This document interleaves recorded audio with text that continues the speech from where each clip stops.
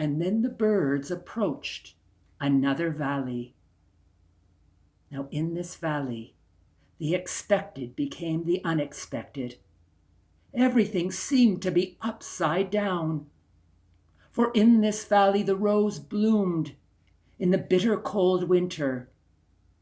In this valley, icicles hung from the trees in the midst of a scorching hot summer. And when the birds approached this valley, they cried out, Ishana Besar! After all we have suffered on this journey, must we suffer this? For indeed the confusion ahead of us makes us no longer recognize who we are. And then the hoopoe turned to all the birds who were following her and said this, Brothers and sisters of the air, now we approach Herat. Now we approach the valley of bewilderment. In this valley, you will no longer know all the things that you think you know. And in doing so, your eyes will be open and free to look upon all the wonders seen and unseen. And with those words, the hoopoe told the following story.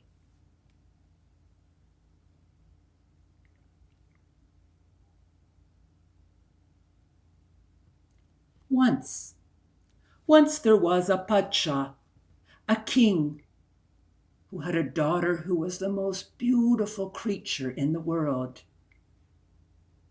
Her face radiated countless moonbeams. Her eyes were limpid as the water of life. Her lips, rubies melted in love's passion. And her chin like the well of Yusuf, the well of Joseph. But this princess was forever fated to look at the world through the lattice windows of her chambers.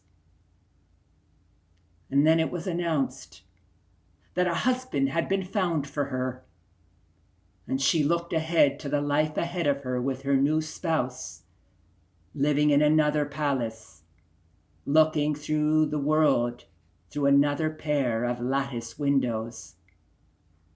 And she became very dejected, so dejected that her handmaidens approached her. Your Majesty, they said, Dear Princess, why are you so sad? Are you not happy with the news of your betrothal? And she turned to them saying this, How can I be happy at this news? How can I be happy? For every day through the lattice windows of my room, I look into the courtyard of the palace, and I see a handsome Circassian guard who holds watch there, a guard who has eyes blue as eternity itself.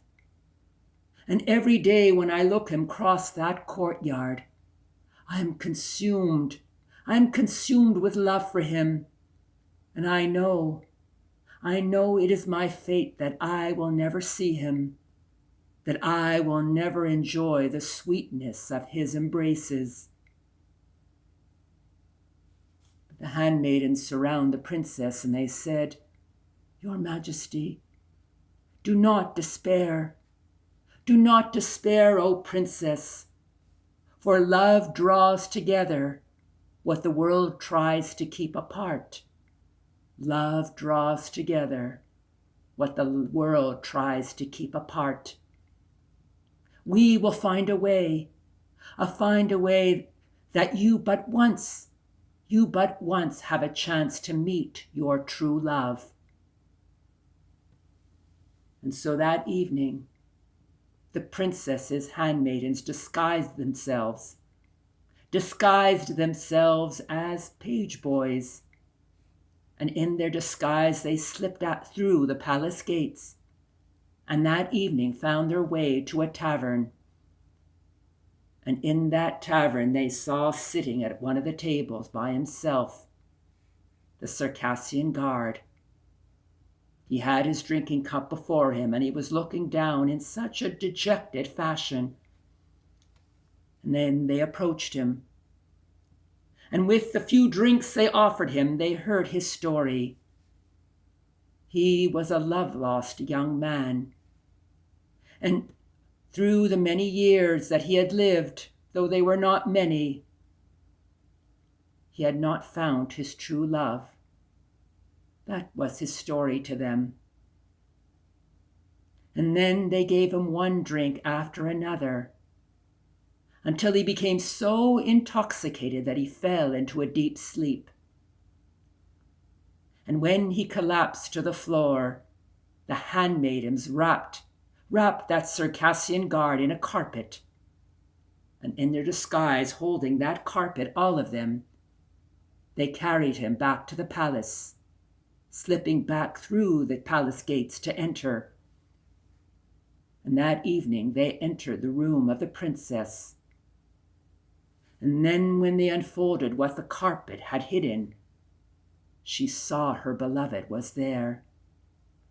They placed him on the bed next to her, so that when he woke up, he looked upon her. And immediately at that moment when their eyes met, they saw the mirror of each other's passion, the mirrors of each other's love. Their lips met, their arms embraced, and their bodies came together as they shared a moment, an evening of passion and love that neither had ever experienced before. It was the sweetest night that the Circassian had ever remembered in his life. But after their passion, once again, the young guard fell into a deep sleep. And when he did, the handmaidens wrapped him in that same carpet.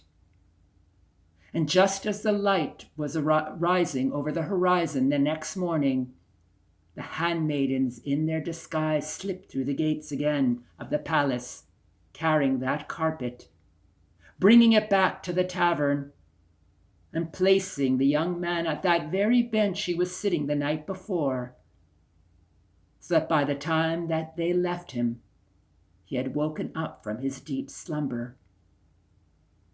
And he looked around, and he couldn't believe his eyes. Where was he? For the night before, he was in a place of such enchantment before his true love, and this morning he was back in the tavern again. And he cried out, "Where am I? What am I doing here? Was last night a dream, or am I dreaming now? For between yes and no, I have lost my way. I have lost my way from the seen to the unseen. I have lost my way from the seen to the unseen."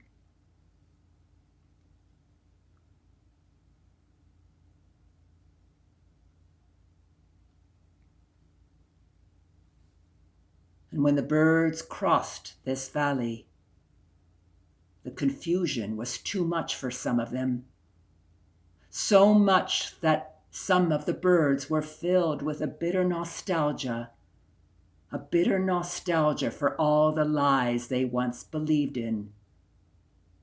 And so those birds turned back, returning home, thinking that the lies that they once believed him would be waiting for them on their return. But the birds who saw in their confusion a mirror that reflected back a beauty within them that they never knew, those birds continued to follow the hoopoe bird as she flew across the azure blue sky.